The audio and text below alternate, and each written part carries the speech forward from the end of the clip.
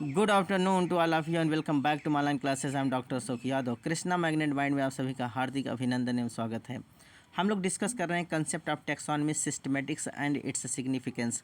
कल के video segments में हम लोगों ने टेक्सोनॉमी से रिलेटेड बहुत सारे इंपॉर्टेंट फैक्ट्स को देख लिया था, जिसमें हम लोगों ने देखा कि टेक्सोनॉमी क्या होता है। तो हम लोगों ने जाना था taxonomy is the branch of the biology which deals with the study of identification, nomenclature and classification of different types of the organism in all over the world. इस संसार में पाए जाने वाले जितने भी डिफरेंट प्रकार के, जितने भी विभिन्न प्रकार के जो ऑर्गेनिज्म पाए जाते हैं, उनको ठीक ढंग से पहचानना, उनका नामकरण करना और क्लासिफिकेशन करने के सामूहिक अध्ययन को ही हम टेक्सोनॉमी कहते हैं।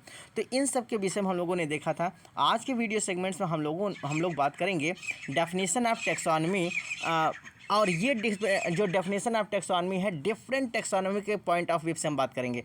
बहुत सारे टेक्सोनॉमिस्ट हैं जिन्होंने अपने अकॉर्डिंग टेक्सोनॉमी को समझाया है। तो आइए आज हम लोग बात करेंगे। सबसे पहले हम लोग डिस्कस करेंगे अकॉर्डिंग टू मैसन साहब ने टेक्सोनॉमी को कैसे बताया। अकॉर्डिंग टू द मैसन 1950 ईस्वी में मैसन साहब ने टेक्सोनॉमी को क्या कहा। Taxonomy is the synthesis of all the fact about the organism into a concept and expressions of the interrelationship of organism।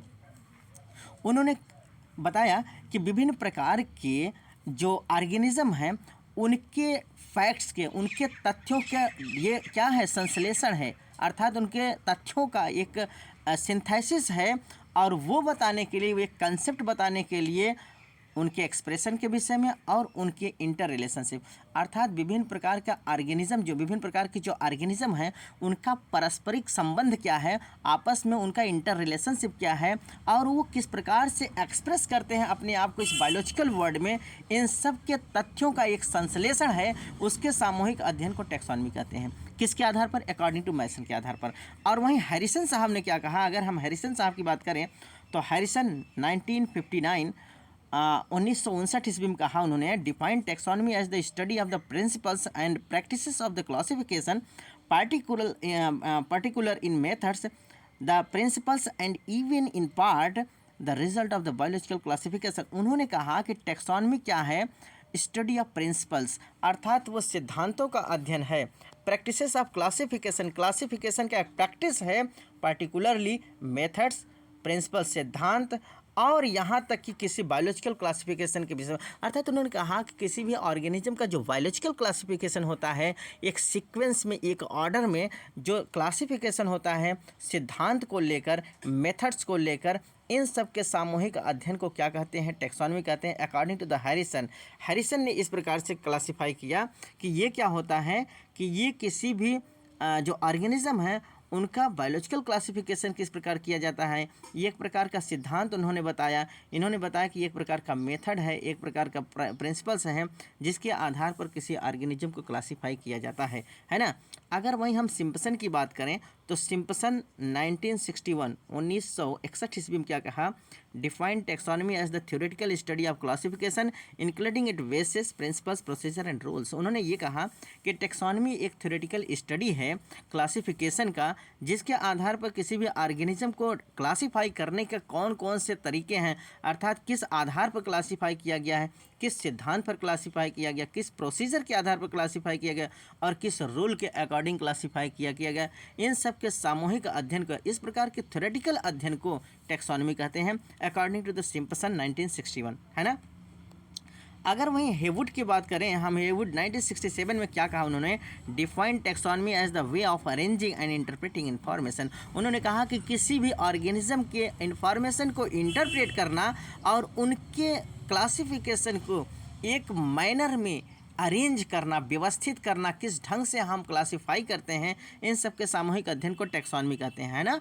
उन्होंने कहा किसी भी ऑर्गेनिज्म के इन्फॉर्मेशन को इंटरप्रेट करना और उनको अरेंज करना ऑर्डरली, सिक्वेंसली, उसको हम क्या कहते हैं? टेक्सोनॉमी कहते हैं। अकॉर्डिंग टू द हैवुड, उन्होंने हैवुड ने 1967 में इस प्रकार से क्लासीफाई किया, इस प्रकार से डिफाइंड किया। अब हम ब्लैक वेल्डर की बात करें तो ब्लैक वेल्डर ने 1967 में इस प्रकार से उन्होंने डिफाइन किया किसको? टेक्सोनॉमी को। Explain it as the day to day practice of handling different kinds of the organism. It includes collection and identification of specimen, the publication of data, the study of literature and the analysis of the variation shown by the specimen. अर्थात उन्होंने कहा कि किसी भी organism के classification के विषय में उनके डिफरेंट काइंड्स को हैंडल करना, उनके कलेक्शन को देना अर्थात उनके पब्लिकेशन का डेटा देना, उनके लिटरेचर अर्थात उनके विषय में उनके विषय में अध्ययन करना, लिटरेचर अध्ययन करना, उनका एनालिसिस विश्लेषण करना और उनके वेरिएशंस के विषय में समझना, इन सब के सामूहिक अध्ययन को टेक्सोनॉमी कहते हैं। ब्लैकवेल्टर साहब ने बहुत बड़ा डेफिनेशन दिया, बहुत बड़े लाइन में उन्होंने समझाया कि किसी भी ऑर्गेनिज्म के विषय में हैंडलिंग करना है ना, और उनके कलेक्शन के विषय में, it includes the collection and identification of the specimen. उन्होंने स्पेसिमेन के आइडेंटिफिकेशन पहचान को बताया, कलेक्शन किस प्रकार से हम कलेक्शन करते हैं, कलेक्शन करके उनको अच्छे ढंग से पहचानना, फिर उनको एक पब्लिक अर्थात एक डेटा में उनका एक डेटा तैयार करना, पब्लिकेशन अर्थात एक डेटा तैयार करना, और फिर उनके बिहेवियर के आधार पर, उनके मॉर्फोलॉजी के आधार पर, उनके हैबिटेट के आधार पर, उनके रहन सहन के आधार पर एक सिस्टमेटिक वे में क्लासिफिकेशन करने के अध्ययन को ही टेक्सोनॉमी कहते हैं, ब्लैकवेल्टर के आधार पर, है ना। ठीक। अब वहीं अकॉर्डिंग टू जॉनसन की बात करें तो जॉनसन ने 1969 में क्या कहा, taxonomy is the science of placing biological form in order. उन्होंने कहा कि ये टेक्सोनॉमी एक प्रकार का विज्ञान है जिसमें किसी भी ऑर्गेनिज्म को बायोलॉजिकल फॉर्म में ऑर्डरली, सिक्वेंसली, ऑर्डरली या इन ऑर्डर में क्या करना है, अरेंज करना है। तो टेक्सोनॉमी एक प्रकार का विज्ञान उन्होंने बताया और उसमें ये कहा गया है कि किसी भी ऑर्गेनिज्म को बायोलॉजिकल वे में एक ऑर्डरली सीक्वेंस में हम कैसे क्लासिफाई करते हैं, कैसे रखते हैं, इन सब के सामूहिक अध्ययन को टेक्सोनॉमी कहते हैं।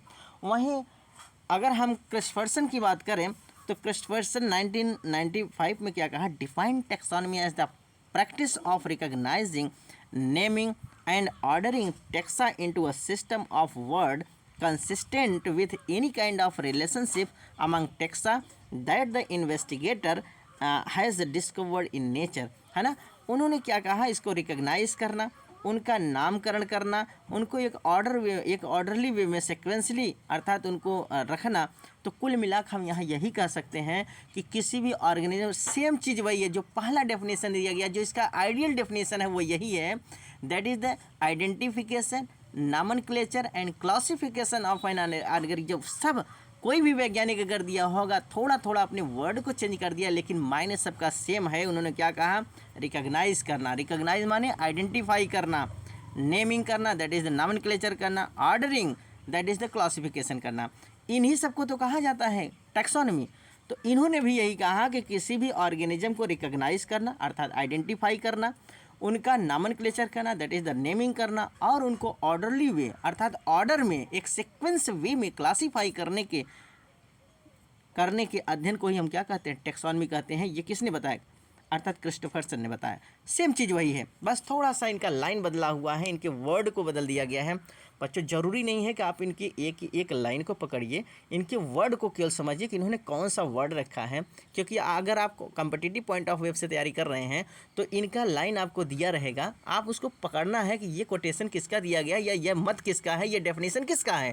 तो इसमें एक वर्ड अर्थात कोई ना कोई वर्ड आपके दिमाग में स्टोर होना चाहिए कि ये वर्ड उनका दिया गया है। ज़रूरी नहीं कि आप लाइन टू लाइन याद करिए, क्योंकि लाइन टू लाइन याद करना आपके लिए बहुत डिफ़िकल्ट है, इसलिए आप लाइन टू लाइन नहीं याद करेंगे। अगर आप एग्जामिनेशन पॉइंट ऑफ व्यू से तैयारी कर रहे हैं, एकेडमिक पॉइंट ऑफ व्यू से, तो आपको क्या करना है कि किसी दो वैज्ञानिक या दो टेक्सोनॉमिस्ट का आप डेफिनेशन दे सकते हैं, जरूरी नहीं कि सबका आप लिखें, ठीक है ना। आइए अब हम लोग बात करेंगे सिस्टमेटिक्स के विषय में कि सिस्टमेटिक्स क्या है। हम लोगों ने टेक्सोनॉमी के डेफिनेशन को देख लिया है, अब हम लोग सिस्टमेटिक्स की बात करेंगे। Systematics is the study of diversification and relationship of life form of extinct and extend, अर्थात विलुप्त प्राय प्राणी या फिर मौजूदा हालात में उपस्थित ऐसे ऑर्गेनिज्म के लाइफ फॉर्म के रिलेशनशिप में अध्ययन करना, उनके डाइवर्सिफिकेशन के विषय में अध्ययन करने को हम सिस्टमेटिक्स कहते हैं। सिस्टमेटिक क्या किसे कहते हैं कि जो विलुप्त प्राय प्राणी हो जाएगा अर्थात जो विलुप्त हो गए हैं या जो इस समय मौजूदा हालात में उपस्थित हैं, उन ऑर्गेनिज्म के रिलेशनशिप को समझना या उनके डाइवर्सिफिकेशन के सामूहिक अध्ययन को, स्टडी को सिस्टमेटिक्स कहते हैं। The word systematics was derived from the Latinized Greek word systema, applied to the system of classification developed by the Linnaeus in the 4th edition of his historical book Systema Naturae in 1735. अर्थात ये जो systematic शब्द है ये लैटिनाइज्ड Greek भाषा के शब्द से लिया गया है जिसका नाम है सिस्टेमा। अर्थात लैटिनाइज्ड ग्रीक भाषा के शब्द लैटिन सिस्टेमा से लिया गया है जिसका शाब्दिक अर्थ किसने डिफाइन किया? अर्थात लीनियस साहब ने अपना एक बुक था जिसका नाम हिस्टोरिकल बुक, उसका नाम सिस्टेमा नेचुरी, उसके 4th एडिशन में सन 1735 ईस्वी में सिस्टमेटिक्स को समझाया है। अर्थात किसी भी ऑर्गेनिज्म को सिस्टमेटिक वे में रखना, किसी भी ऑर्गेनिज्म को क्लासीफाई करने का ये जो सिस्टमेटिक शब्द है या सिस्टमेटिक जो एक क्या है, it is a type of the systems. ये क्या है? ये देखिए, ये एक प्रकार का सिस्टम है, ये एक प्रकार का तरीका है। सिस्टमेटिक्स में से एक तरीका, एक सिस्टम है और उस सिस्टम को किसने फॉलो किया? कैरोलस लीनियस साहब ने सन 1735 ईस्वी में अपना बुक सिस्टेमा नेचुरी, जो उनका एक बुक है जिसका नाम, जो हिस्टोरिकल बुक है जिसका नाम है सिस्टेमा नेचुरी, उसके 4थे एडिशन में लीनियस साहब ने पूरे ऑर्गेनिज्म को सिस्टमेटिक वे में क्लासीफाई किया है और वहीं इन्होंने इस शब्द का अर्थात इस सिस्टम को फॉलो किया है। किस सिस्टम को? सिस्टेमा। अर्थात सिस्टेमा को फॉलो करते हुए उन्होंने किसी भी ऑर्गेनिज्म को क्लासीफाई किया है और उसका क्लासिफिकेशन, उसका जो डिटेल्स उन्होंने लिखा है वो अपने सिस्टेमा नेचुरी नामक बुक में लिखा है। ये एक प्रकार का हिस्टोरिकल बुक है और 1735 ईस्वी में उन्होंने ये काम किया है। तो अगर बात आए सिस्टेमा की, तो सिस्टमा शब्द किसके लिए बना है? अर्थात इसको लीनियस साहब ने सबसे पहले अपने दिमाग में रखकर अपने इस सिस्टम के आधार पर किसी भी ऑर्गेनिज्म को क्लासिफाई किया है। ये सन 1735 ईस्वी की बात है और ये जो सिस्टेमा है ये लैटिनाइज्ड ग्रीक भाषा के शब्द सिस्टेमा से लिया गया है। ठीक। Today, systematics generally makes extensive use of molecular biology and computer program to study organism. आज इस सिस्टमेटिक्स का प्रयोग मॉलिकुलर बायोलॉजी में भी किया जाता है और साथ ही साथ कंप्यूटर प्रोग्राम में भी किया जाता है for the study of the organism, किसी भी ऑर्गेनिज्म के अध्ययन के लिए। ठीक। आइए अब हम डेफिनेशन की बात करें कि इसका डेफिनेशन डिफरेंट प्रकार के टैक्सोनॉमिस्ट ने कैसे सिस्टमेटिक्स को समझाया है। According to the Blackwelder and Boyden, 1952, systematics is the entire field dealing with the kinds of the animals, their distinction, classification and evolution. उन्होंने बताया कि सिस्टमेटिक्स ये क्या है? एक प्रकार का इंटायर फील्ड का एक अध्ययन है, पूरे फील्ड का एक अध्ययन है। और किस फील्ड का? काइंड ऑफ एनिमल्स, अर्थात विभिन्न प्रकार के एनिमल्स को समझना। जैसा कि मैंने बताया कि इस पूरे बायोलॉजिकल वर्ल्ड में जहाँ तक आपकी दृष्टि जाएगी वहाँ तक आपको डाइवर्सिफिकेशन ही दिखेगी, डाइवर्सिटी ही डाइवर्सिटी दिखेगी, विविधता ही विविधता दिखेगी। तो विभिन्न प्रकार के ऑर्गेनिज्म के काइंड्स को समझना, अर्थात उनकी विविधता को जानना, उनको डिस्टिंक्शन करना, अर्थात उनको अंतर मिला, अर्थात उनके बीच में विभेद करना, उनको समझना कि एक ऑर्गेनिज्म दूसरे ऑर्गेनिज्म से किस प्रकार से भिन्न है, उसकी मॉर्फोलॉजी दूसरे मॉर्फोलॉजी से कैसे भिन्न है, उसका रहन सहन एक दूसरे से कैसे भिन्न है, उसका वेशभूषा, उसका हैबिटेट है ना, उसके जीन, कुल मिला के उनको डिस्टिंक्शन करना, उनको अंतर में समझना, उनको कैसे हम अंतर रखेंगे, किस प्रकार से उनको हम ये समझ पाएंगे कि एक ऑर्गेनिज्म दूसरे ऑर्गेनिज्म से किस प्रकार से भिन्न है, इनको अंतर करते हुए क्लासिफिकेशन करना, अर्थात उनका क्लासिफिकेशन करना और उनकी उत्पत्ति के विषय में समझना। इन सब के सामूहिक अध्ययन को हम सिस्टमेटिक्स कहते हैं। अर्थात आप किसी भी ऑर्गेनिज्म को कैसे क्लासिफाई करते हैं? ऐसे ही तो क्लासिफाई करते हैं। सबसे पहले उसका आप आइडेंटिफिकेशन करते हैं, फिर उसका आप नॉमेनक्लेचर करते हैं, फिर उसका क्लासिफिकेशन करते हैं। तो इसमें क्या करना पड़ेगा? जब तक आप किसी भी ऑर्गेनिज्म को अच्छे से समझ नहीं पाएंगे, पहचान नहीं पाएंगे कि उसका क्या हैबिटेट है, उसकी क्या मॉर्फोलॉजी है, उसका क्या शरीर का आकार है ना, वो किस वेशभूषा में, किस हैबिटेट में रहता है, उसके किस प्रकार से, अर्थात किस फैमिली से बिलोंग कर रहा है, किसके साथ वो मिल रहा है, किसके साथ रिजेंबल कर रहा है, एक दूसरे से किस प्रकार से वो डिस्टिंक्शन रखता है, किस प्रकार से अंतर है। तो इन्हीं सब के आधार पर ही तो हम क्लासीफाई कर पाते हैं। तो यही तो करना है सिस्टमेटिक्स में। इन सब इंटायर फील्ड का अध्ययन किया जाता है जिसमें किसी भी एनिमल्स के काइंड को पता करना है कि किस प्रकार के एनिमल्स हैं, उसके विषय में डिस्टिंक्शन करना, अंतर रखना और साथ ही साथ उसके क्लासिफिकेशन करना और उसके उत्पत्ति के विषय में समझने के सामूहिक अध्ययन को ही सिस्टमेटिक्स कहते हैं, according to the Blackwelder and Boyden. वहीं सिम्पसन साहब ने इसको कैसे समझाया? Simpson 1961 defined systematics as the scientific study which deals with kinds and diversity of the organism and any और ऑल रिलेशनशिप्स अमंग देम। अर्थात इन्होंने बताया कि एक प्रकार की साइंटिफिक स्टडी है जिसमें क्या देखा जाता है? Kinds and diversity of organism, किसी भी ऑर्गेनिज्म के प्रकार और उसके विविधता को देखते हुए किसी भी ऑर्गेनिज्म के साथ उसका क्या इंटर रिलेशनशिप है, क्या पारस्परिक संबंध है, इन सब के सामूहिक अध्ययन को सिस्टमेटिक्स कहा गया अकॉर्डिंग टू द सिम्पसन, है ना। अब वहीं अकॉर्डिंग टू ब्लैकवेल्डर की बात करें तो ब्लैकवेल्डर साहब ने 1967 में कहा systematics is that science which includes both taxonomy and classification. उन्होंने कहा कि सिस्टमेटिक्स जो है एक प्रकार का साइंस है जिसमें दोनों चीज़ इन्वॉल्व होते हैं, taxonomy and classification and all other aspects of dealing with kinds of the organism and the data accumulated about them.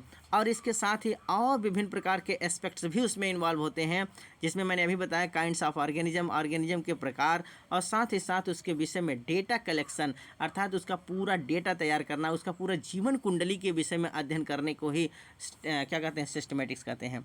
तो कुल मिला के टेक्सोनॉमी और सिस्टमेटिक एक दूसरे से रिजेंबल करते हैं, डेफिनेशन करीब करीब मिलता जुलता रहता है, बस इसमें थोड़ा सा शब्दों को पकड़ना है, शब्दों का फेर होता है। तो आप इसको बहुत ही डेडिकेशन से, बहुत ही अच्छे ढंग से जब आप इसको समझेंगे तो समझ पाएंगे।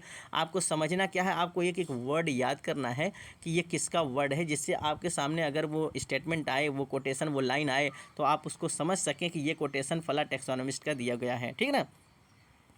अगर भाई हम क्रिस्टोफरसन 1995 की बात करें, 1995 में इन्होंने कहा defined systematics as the theory, principles and practice of identifying that is the discovering system that is of ordering the diversity of organism into more general systems of taxa according to the most general causal process।